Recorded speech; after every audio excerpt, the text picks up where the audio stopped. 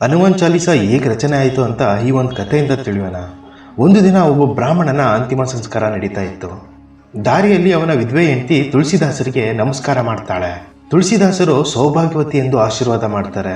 ಸೌಭಾಗ್ಯವತಿಯ ಅರ್ಥ ಏನೆಂದರೆ ಅವಳ ಪತಿ ಅವಳು ಇರೋವರೆಗೂ ಜೀವಂತವಾಗಿರಲಿ ಎಂದು.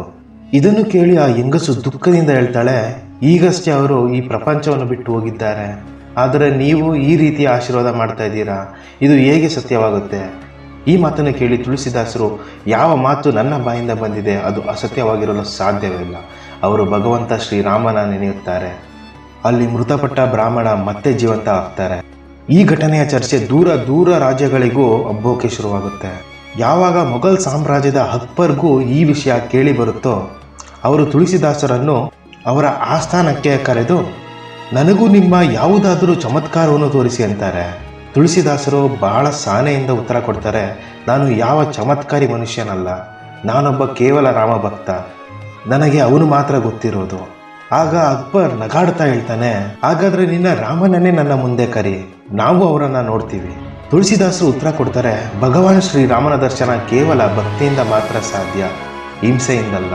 ಅಕ್ಬರ್ಗೆ ಈ ಉತ್ತರ ಸರಿ ಅನ್ಸೋದಿಲ್ಲ. ಅವನು ಸಿಟ್ಟಿನಿಂದ ಅವರ ರಾಜ್ಯದಲ್ಲಿ ತುಳಸಿದಾಸರನ್ನು ಬಂದಿ ಮಾಡ್ಕೋತಾರೆ. ಸೆರೆಯಲ್ಲಿದ್ದ ತುಳಸಿದಾಸರು ಈಗಲೇ ಹನುಮಾನ್ ಚಾಲಿಸ ರಚನೆ ಮಾಡೋಕೆ ಶುರು ಮಾಡೋದು. ಹಾಗೆ ಅವರು ರಚನೆ ಮಾಡಿದ್ದ ಹನುಮಾನ್ ಚಾಲಿಸವನ್ನು ಜಪ ಮಾಡಲು ಶುರು ಮಾಡ್ತಾರೆ. ಬರೋಬ್ಬರಿ 40 ದಿನಗಳ ಕಾಲ ಹನುಮಾನ್ ಚಾಲಿಸವನ್ನು ಸ್ಮರಣೆ ಮಾಡ್ತಾರೆ. ಅದರ ಮುಂದಿನ ದಿನ ಇದ್ದಕ್ಕಿದ್ದ ಹಾಗೆ ಮಂಗಗಳು ಗುಂಪು ಗುಂಪಾಗಿ ಸಾಮ್ರಾಜ್ಯದ ಒಳಗೆ ಬರುತ್ತವೆ. ಇಡೀ ಸಾಮ್ರಾಜ್ಯವನ್ನೇ ಅಲ್ಲೋಲ ಕಲ್ಲೋಲ ಮಾಡ್ತವೆ.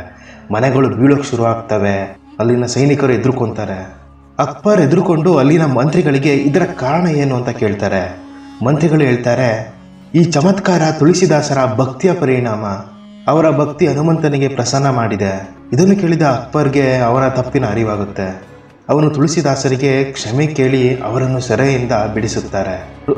ಹಾಗೆ ಅಕ್ಬರ್ ಒಂದು ಅನುಶಾಸನೆ ಬರೆಸ್ತಾರೆ, ಇನ್ನು ಮುಂದೆ ಯಾರಾದರೂ ಶ್ರೀರಾಮ ಮತ್ತು ಹನುಮಂತನ ಭಕ್ತರಿದ್ರೆ ಅವ್ರಿಗೆ ಯಾವುದೇ ತೊಂದರೆ ಮಾಡೋಂಗಿಲ್ಲ ಅಂತ ಶಾಸನ ಬರೀತಾರೆ. ತುಳಸಿದಾಸರ ಭಕ್ತಿ ಒಬ್ಬ ಮೊಘಲ್ ಸಾಮ್ರಾಟನಿಗೂ ಅಚ್ಚರಿಗೊಳಿಸುತ್ತೆ. ಇದಾಗಿತ್ತು ಹನುಮಾನ್ ಚಾಲಿಸದ ರಚನೆಯ ಹಿಂದಿನ ಕತೆ. ಪ್ಲೀಸ್ ನನ್ನ ಚಾನಲ್ನ ಸಬ್ಸ್ಕ್ರೈಬ್ ಮಾಡಿ, ಲೈಕ್ ಮಾಡಿ ಆ್ಯಂಡ್ ವಿಡಿಯೋನ ಆದಷ್ಟು ಶೇರ್ ಮಾಡಿ. Thank you.